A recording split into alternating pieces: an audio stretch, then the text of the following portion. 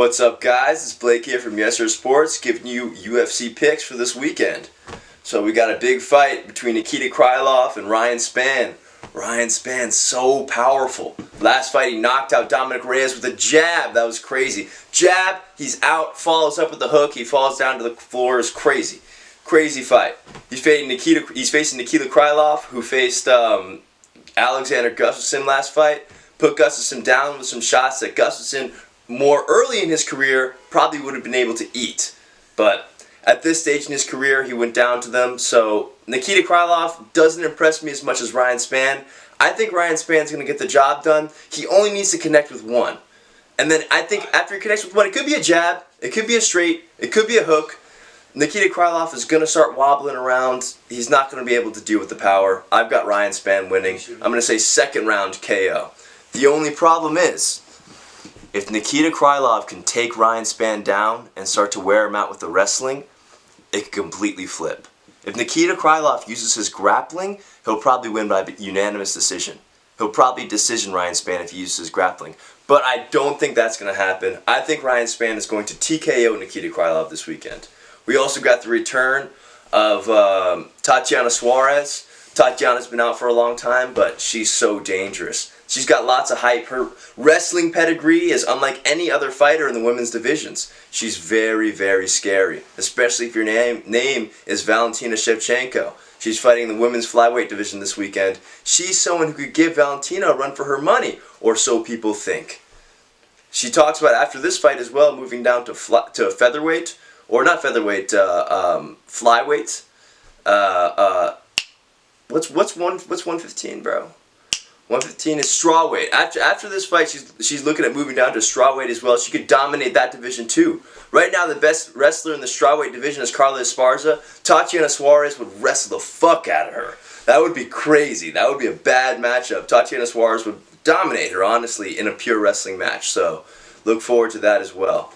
Then we got Andre Muniz in the co-main event. She's got crazy Brazilian Jiu-Jitsu. Last fight, we saw him tap out Jacare Souza. Who taps out Jacare? That's ridiculous. Jacare's a BJJ legend. Andre Muniz makes it look easy. So I think he's going to keep cruising this weekend against Brendan Allen. Brendan Allen's tough. He's tough. He's a tough guy. He's going to be in there. He's not going to give up on himself, but I think Andre Muniz is just that next level grappler. I don't think that if the fight goes to the ground, I think he's got good enough entries to not get caught coming in, and I think that once the fight goes to the ground, Brendan Allen's going to be lost. The problem is, a lot of these Brazilian Jiu-Jitsu guys don't have the wrestling to put the fight onto the ground.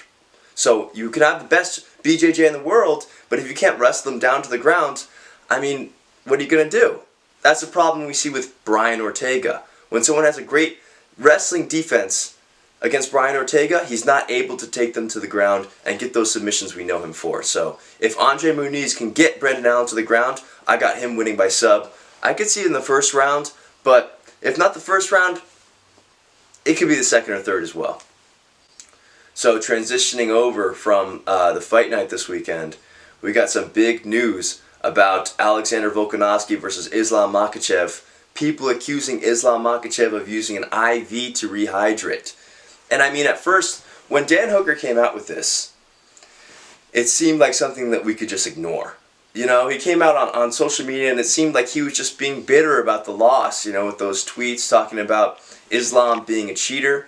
But as people started to investigate it more, things got fishy. You know, people started to talk about the rules and how maybe it's okay to use a small amount of IV. I think it was 100 milliliters per 2 hours or something like that. People talked about that. And then Ali Abdelaziz, Islam's manager, came out and said, oh, it's actually okay to use 2 to 3 liters of IV, which is a huge difference. None of that matters because in Australia, where the fight was commissioned, IVs are completely illegal. No fighters are allowed to use IVs of any sort in Australia. So if it comes out that Islam did use an IV, the fight would have to be changed from a win from him to a no contest. I mean, or, which would be a huge win for Volkanovski. If the fight got changed from him losing to Islam, who is now the sitting champion, to a no contest, the rematch would be inevitable and it would have to happen now. And even without that happening. Even without the IV controversy, there is an argument to be made for an immediate rematch now. Everyone wants to see Islam fight Alexander Volkanovski again. You can talk about it in the comments. Would you like to see that fight? All over social media, that's what people are calling for. That's what the fans want. The problem is, Yair Rodriguez is the interim champ. Yair says that if Islam fights Volk, if Volk continues on to fight Islam, then he should become the undisputed champion. Let us know if you agree with that, and if you want to see Volk and Islam fight again. This is Blake here from Yesirrrr Sports. You want to check out some more videos? I got one over here, and I got one over here. See you next week.